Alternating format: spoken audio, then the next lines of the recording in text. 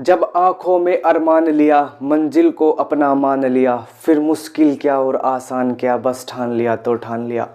नमस्कार दोस्तों, मेरा नाम है मोहित और स्वागत है आपका हमारे YouTube चैनल में। दोस्तों, अगर आप किसी भी कॉम्पिटिटिव एग्ज़ाम की तैयारी कर रहे हो और वहां पर संविधान पूछा जाता है तो आपका स्वागत है। आज हम संविधान के भाग 4 directive principles of state policy, राज्य के नीति निर्देशक तत्वों के बारे में पढ़ेंगे, जो आर्टिकल 36 से 51 तक हैं और इससे पूछे जाने वाले सारे क्वेश्चन को टैकल करेंगे। अगर इस वीडियो को लास्ट तक देखते हो तो आप 100% सारे क्वेश्चन बना पाओगे। तो करते हैं शुरू। राज्य के नीति निर्देशक तत्व संविधान के भाग 4 में अनुच्छेद 36 से 51 तक है। नीति निर्देशक तत्वों का प्रावधान आयरलैंड से लिया गया है तथा यह न्यायालय में परिवर्तनीय नहीं है। और जो राज्य के नीति निर्देशक तत्व है, इनका उद्देश्य क्या है? तो राज्य के जो नीति निर्देशक तत्व है, इसका प्रमुख उद्देश्य लोक कल्याणकारी राज्य की स्थापना करना है। लोक कल्याणकारी राज्य से तात्पर्य है लोगों का कल्याण करना, सामाजिक, आर्थिक और राजनीतिक न्याय देना, लोगों के जीवन स्तर को ऊंचा उठाना, उनमें संसाधनों का समान वितरण करना, अंतर्राष्ट्रीय शांति को बढ़ावा देना।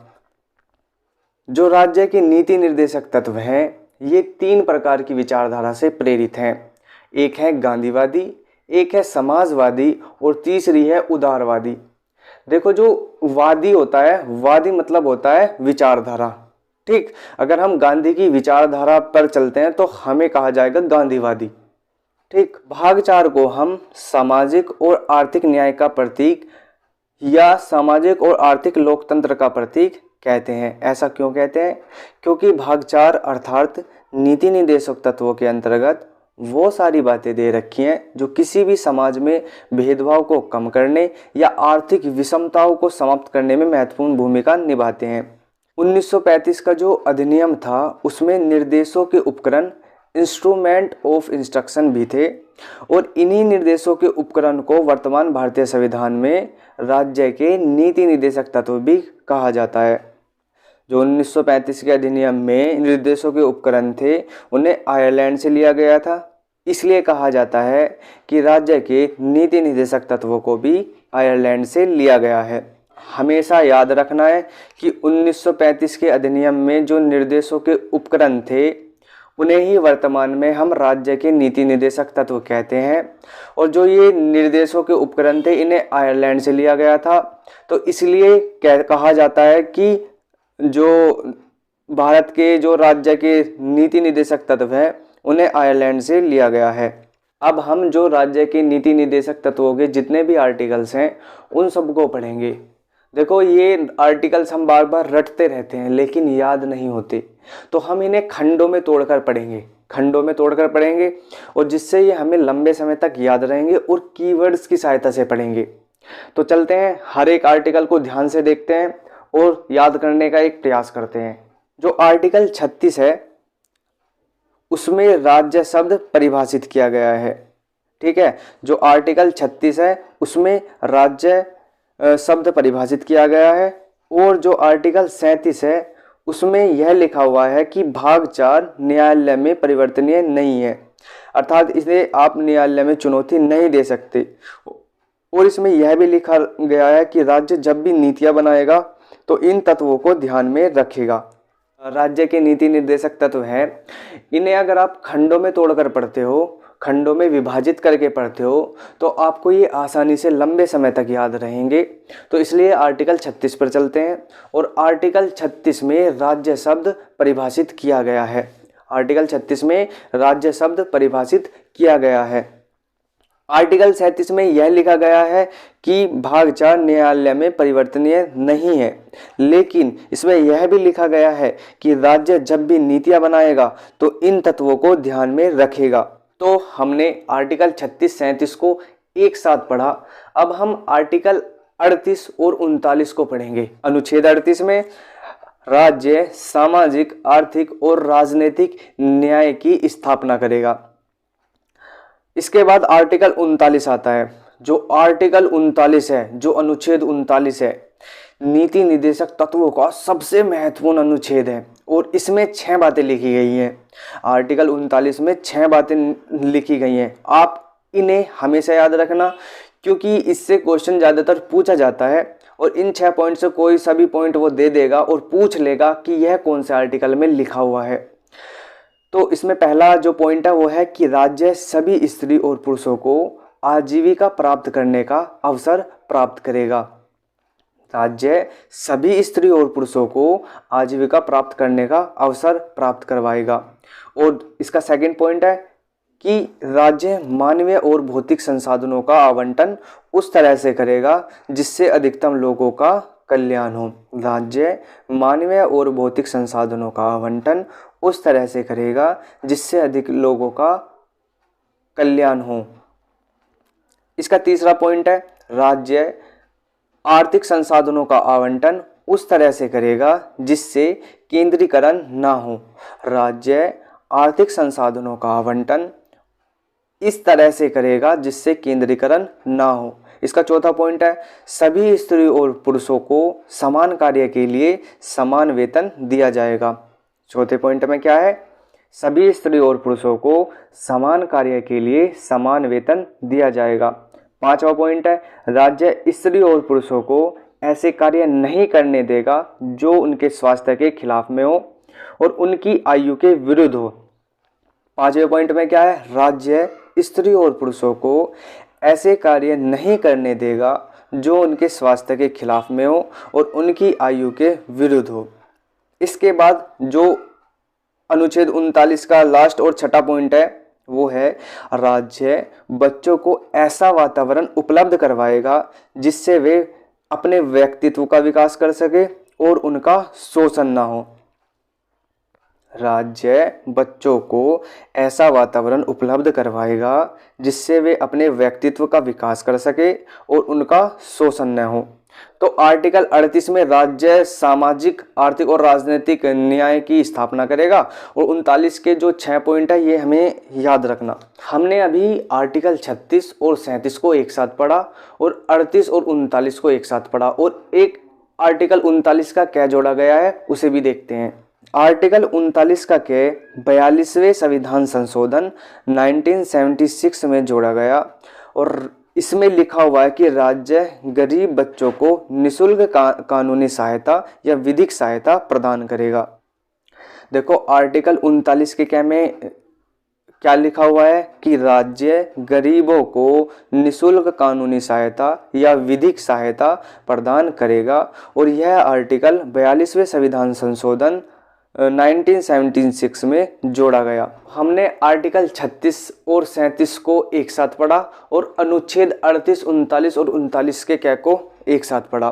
अब हम आर्टिकल 40 पर चलते हैं और आर्टिकल 40 में लिखा हुआ है, आर्टिकल 40 में यह लिखा हुआ है कि राज्य ग्राम पंचायतों की स्थापना को बढ़ावा देगा। राज्य ग्राम पंचायतों की स्थापना को बढ़ावा देगा। देखो ये गांधीवादी विचारधारा से संबंधित है क्योंकि गांधी जी चाहते थे कि मेरा गांव आत्मनिर्भर बने और गांधी जी जिस कॉन्सेप्ट की बात करते थे उस कॉन्सेप्ट का नाम है ग्राम स्वराज, अर्थात इससे ही हमारी ग्राम पंचायतें संबंधित है। इसलिए कहते हैं कि हमारे राज्य के नीति निर्देशक तत्व गांधीवाद से संबंधित है। आर्टिकल 40 में पंचायतों से रिलेटेड प्रावधान है।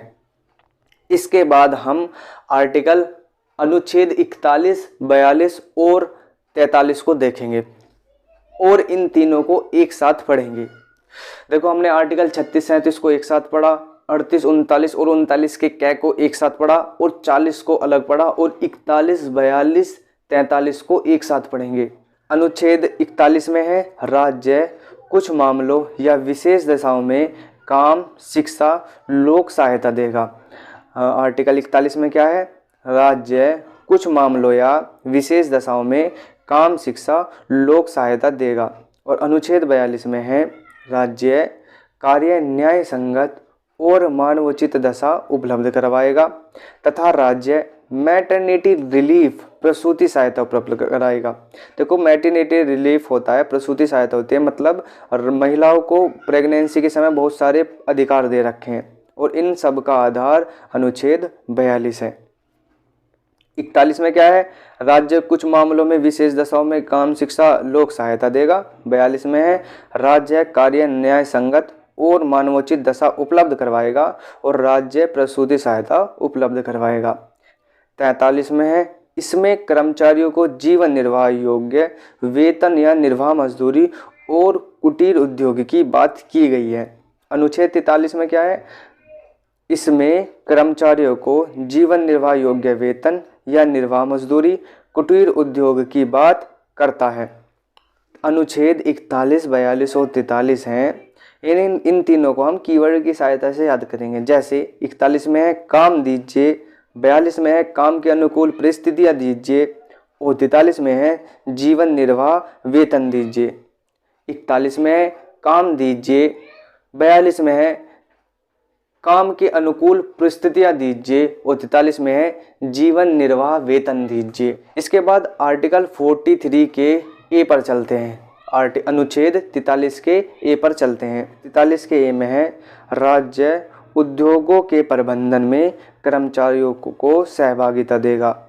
43 के ए में क्या है, राज्य उद्योगों के प्रबंधन में कर्मचारियों को सहभागिता देगा। अनुच्छेद 43 का बी, यह 97वें संविधान संशोधन 2012 में जोड़ा गया और इसमें राज्य सहकारी संस्थाओं को बढ़ावा देगा। 43 का भी 97वें संविधान संशोधन 2012 में जोड़ा गया और इसमें राज्य सहकारी संस्थाओं को बढ़ावा देगा। 43 का भी 97वें संविधान संशोधन 2012 में जोड़ा गया और ये इसमें लिखा है कि राज्य सहकारी संस्थाओं को बढ़ावा देगा।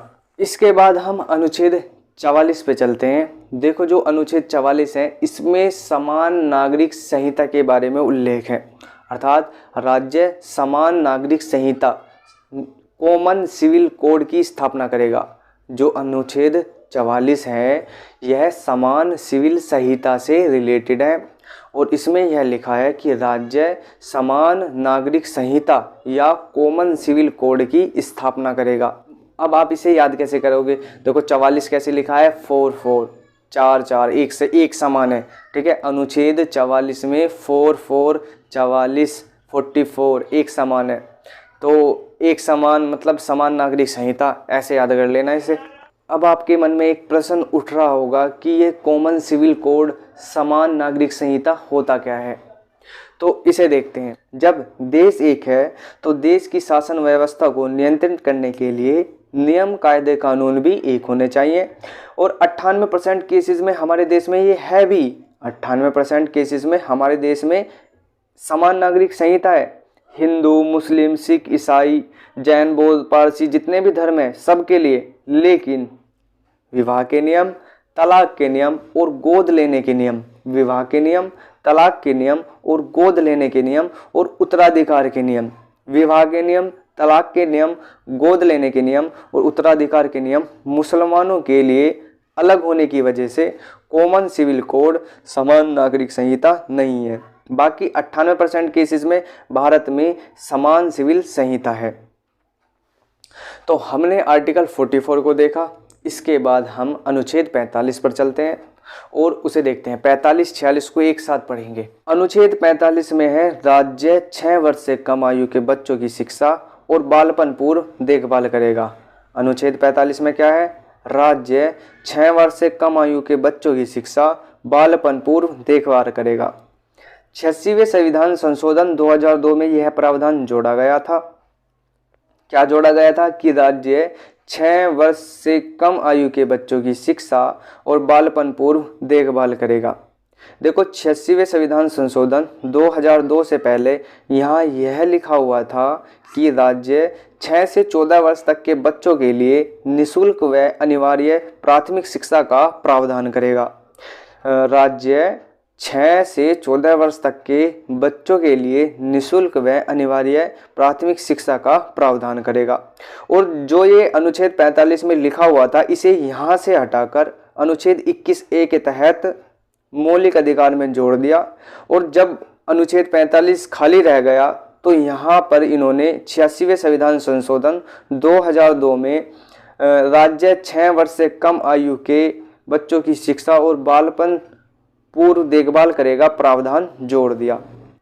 अनुच्छेद 46 में है राज्य अनुसूचित जाति अनुसूचित जनजाति का कमजोर वर्गों के लिए शैक्षिक तथा आर्थिक हितों का बढ़ावा देगा। अनुच्छेद 46 में है राज्य अनुसूचित जाति अनुसूचित जनजाति का कमजोर वर्गों के शैक्षिक तथा आर्थिक हितों को बढ़ावा देगा। इसके बाद 47 और 48 को देखते हैं। अनुच्छेद 47 में राज्य के प्राथमिक कर्तव्यों का उल्लेख है। अनुच्छेद 47 में राज्य के प्राथमिक कर्तव्यों का उल्लेख है। अगर एग्जाम में क्वेश्चन आ जाता है कि कौन से अनुच्छेद में प्राथमिक कर्तव्यों का उल्लेख है, आपको याद भी होगा आएगा कि मैंने पढ़ा तो था, लेकिन ये नहीं पता होगा कि पढ़ा क्या था, पढ़ा कहाँ था। आपको यह याद रखना है कि आर्टिकल 47 में यह लिखा हुआ है। इसमें 2 पॉइंट है। पहला पॉइंट है कि राज्य जीवन स्तर में सुधार करेगा, पोषाहार और जन स्वास्थ्य में सुधार करेगा। राज्य जीवन स्तर में सुधार करेगा, पोषाहार और जन स्वास्थ्य में सुधार करेगा। सेकंड पॉइंट में लिखा हुआ है राज्य मद्य निषेध अर्थात मादक पदार्थ के सेवन पर रोक लगाएगा जो व्यक्तियों के स्वास्थ्य के लिए घातक हो सकती है, जैसे शराब। सेकंड पॉइंट में क्या लिखा है, राज्य मद्य निषेध अर्थात ऐसे मादक पदार्थ के सेवन पर रोक लगाएगा जो व्यक्तियों के स्वास्थ्य के लिए घातक हो सकती है और जैसे शराब। इसके बाद हम अनुच्छेद 48 पर चलते हैं और अनुच्छेद 48 में है कृषि पशुपालन संबंधित प्रावधान। राज्य पशुओं विशेषकर गाय के मांस बीफ पर रोक लगाएगा। इसमें क्या है, राज्य पशुओं विशेषकर गाय के मांस को कहते हैं बीफ पर रोक लगाएगा। देखो अनुच्छेद 48 में क्या है, कृषि पशुपालन संबंधित प्रावधान है और राज्य पशुओं विशेषकर गाय के मांस बीफ पर रोक लगाएगा। इसके बाद 48 का जो ए पॉइंट है वो 42वें संविधान संशोधन में जोड़ा गया और इसमें लिखा हुआ है कि राज्य पर्यावरण संरक्षण वन एवं वन्य जीवों की सुरक्षा करेगा। जो आर्टिकल 48 है वो 42वें संविधान संशोधन में जोड़ा गया और राज्य पर्यावरण संरक्षण वन एवं वन्य जीवों की सुरक्षा करेगा। इसके बाद हम आर्टिकल 49 पर चलते हैं और 49 में क्या लिखा हुआ है कि अनुच्छेद 49 में लिखा है कि राज्य स्मारकों तथा राष्ट्रीय महत्व के स्थानों एवं वस्तुओं का संरक्षण करेगा। राज्य स्मारकों तथा राष्ट्रीय महत्व के स्थानों एवं वस्तुओं का संरक्षण करेगा। वैसे जो भारत का पुरातत्व सर्वेक्षण है वो इन सब का संरक्षण करता है। इसके बाद हम आर्टिकल 50 पर चलते हैं और आर्टिकल 50 में कार्यपालिका और न्यायपालिका का पृथक्करण है। ठीक है, देखो आर्टिकल 50 मतलब 50-50 दोनों 50-50 अलग है, कार्यपालिका और न्यायपालिका। अनुच्छेद 50 में क्या है, राज्य कार्यपालिका व न्यायपालिका को अलग अलग करेगा। अब आप पूछोगे क्यों और कैसे, तो भारत की आज़ादी से पहले हमारे देश में ऐसे बहुत सारे पद थे जो पद तो कार्यपालिका के थे लेकिन उनके पास न्यायिक शक्ति भी होती थी। ठीक है, जो कार्यपालिका के पद थे उनके पास न्यायिक शक्तियाँ भी होती थी। जैसे आप आज ही देख लो, कलेक्टर साहब जो जिलाधीश होते हैं, डीएम डिस्ट्रिक्ट मजिस्ट्रेट ही क्यों कहते हैं, एसडीओ को हम एसडीएम ही क्यों कहते हैं, ये सब तो कार्यपालिका के पद हैं। इन सब को हम इसलिए ऐसा कहते हैं क्योंकि इनके पास मजिस्ट्रेट की पावर भी है। और आपको इस बात पर भी ध्यान देना होगा कि एक पद जिसके पास न्यायिक शक्ति और कार्यपालिका की शक्ति भी होती है, ये अनुच्छेद 50 का उल्लंघन है। ठीक है, किसी भी जो कार्यपालिका का पद है उसके पास न्यायिक शक्ति नहीं होना चाहिए। अनुच्छेद 50 में यही तो लिखा हुआ है कि राज्य कार्यपालिका और न्यायपालिका को अलग अलग करेगा। इसके बाद हम चलते हैं अनुच्छेद 51 पर और अनुच्छेद 51 अंतर्राष्ट्रीय शांति और प्रोत्साहन को बढ़ावा देता है। ठीक है, अनुच्छेद 51 अंतर्राष्ट्रीय शांति और प्रोत्साहन से रिलेटेड है और इसे हम अब डीप में पढ़ते हैं।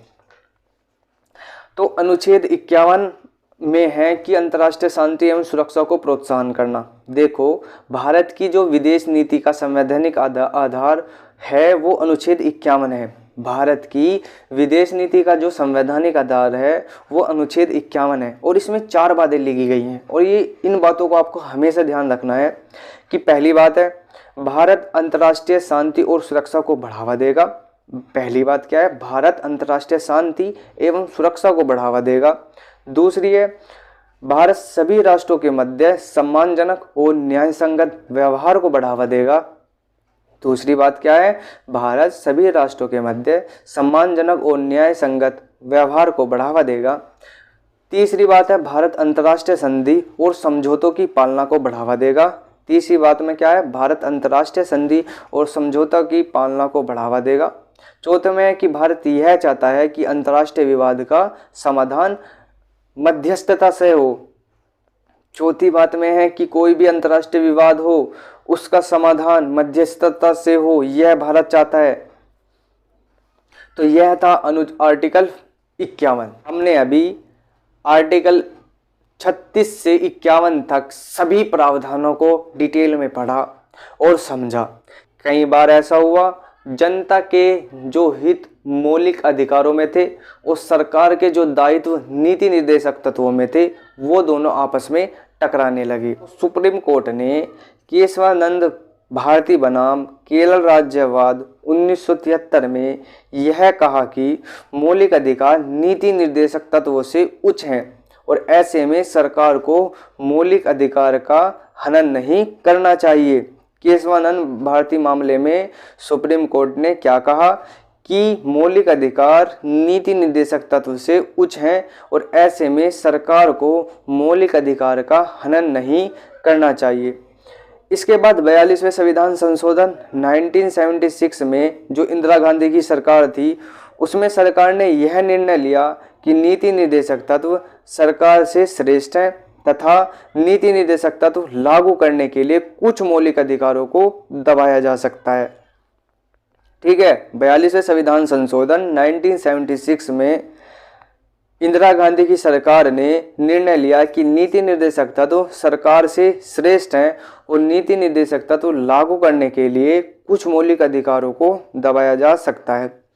इसके बाद मिनर्वा मिल्स वाद आता है 1980 का, ठीक है, 1980 का मिनर्वा मिल्स वाद, और इसमें सुप्रीम कोर्ट ने यह निर्णय लिया कि ना तो मौलिक अधिकार श्रेष्ठ हैं और ना ही नीति निर्देशक तत्व श्रेष्ठ हैं, दोनों एक दूसरे के पूरक हैं।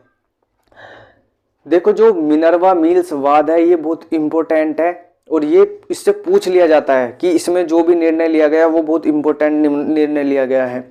ठीक है, तो सुप्रीम कोर्ट ने निर्णय लिया कि ना तो मौलिक अधिकार श्रेष्ठ है और ना ही नीति निर्देशक तत्व श्रेष्ठ है, दोनों एक दूसरे के पूरक है। दोनों का उद्देश्य जनता को सुविधा देना तथा लोकतंत्र को बढ़ावा देना है। दोनों का उद्देश्य जनता को सुविधा देना तथा लोकतंत्र को बढ़ावा देना है। इस प्रकार मौलिक अधिकार और नीति निर्देशक तत्व दोनों के मध्य संतुलन है और कोई एक श्रेष्ठ नहीं है। इसके बाद एक जो टिप्पणी है केटी शाह की, उस टिप्पणी को हम देख लेते हैं। केटी शाह ने नीति निर्देशक तत्वों पर टिप्पणी करते हुए कहा कि नीति निर्देशक तत्व एक ऐसा चेक है जिसका भुगतान बैंक की इच्छा पर निर्भर है। केटी शाह ने क्या कहा? केटी शाह ने कहा कि नीति निर्देशक तत्व एक ऐसा चेक है जिसका भुगतान बैंक की इच्छा पर निर्भर है। इस क्लास को अगर आप ध्यान से देख लेते हो और इसके बाद क्वेश्चन बनाते हो तो आपके 100% क्वेश्चन बन जाएंगे। उम्मीद करता हूं कि ये वीडियो आपको पसंद आई होगी। मिलते हैं नेक्स्ट वीडियो में, तब तक के लिए नमस्कार, जय हिंद।